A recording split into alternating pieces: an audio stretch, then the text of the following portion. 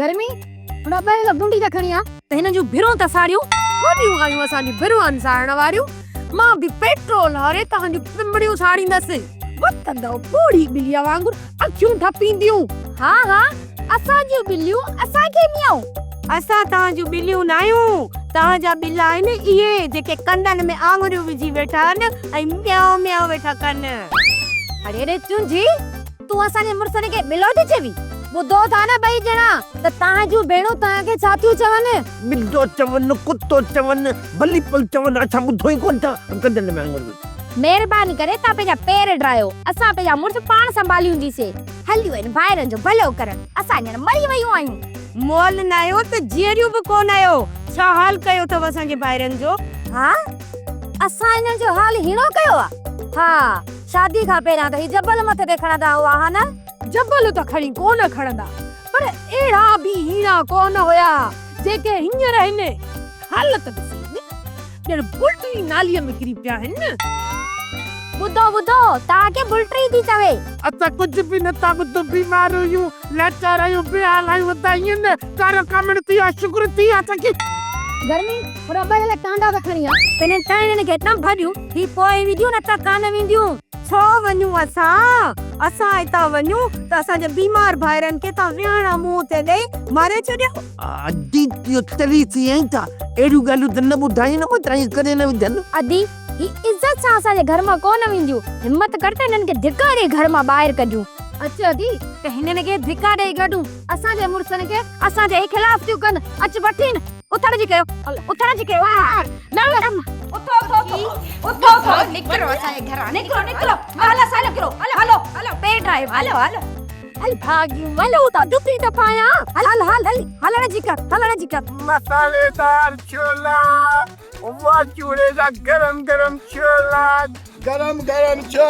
मसालेदार छोला आई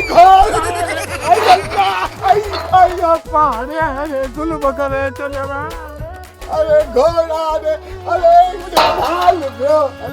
घोड़ा रे बूढ़ी बका न कई वाचूड़ा सा जो डो नाई ने गर्मी सर्दी जो डो आ अरे मुझे है दोस्तो लगी में तहारो डो हमारी गर्मी सर्दी जो अदा इनन बिनन भेणा न सके थेला दे घरा कढियो आहे अकूड़ उन सोरो कूड़ थियो गलायो हथ त खाली तव केला के थे थव वाड़ा ये थेला न जेमे कपड़ा विझबा आहिनि ये थेला मतलब त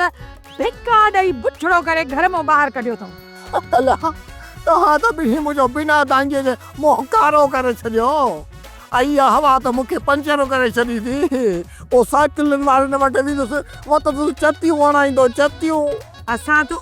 सुबतियूं थी घरा निकतियूं सी तोखे त अल्लाह से कोट जे बटन जेड़ा दोला देना है न तू त ॾिसी सगी पियो न हे पासो छो कंदो हे त पाण चाहे पियो त कीअं भी करे मुंजा छोला किरन त जिया गिटी में लूर करे होका न ॾियणा पन बस मुफ्त में पैसा मिलन डोकड़ा आई कुछ तहां के थे कोन थो नुकसान ब मुझो कयो थव बस दाबा ब मुखे तुजो मुझो नालो थव वाचुड़ो फराए फिटी करे छडी तो सावे तू को झापन वांगर जाठा हणंदो तो वती त असा जो केड़ो डो इन में हाने हल टर असा जी जिंद छड त कढियूं न तो मा सब बायूं तू जी ज़ाल न तो ते सही दमरे लंगिया असा मड़ई तो ते क्यास कंदियो आयो तू आए बहन जे लायक न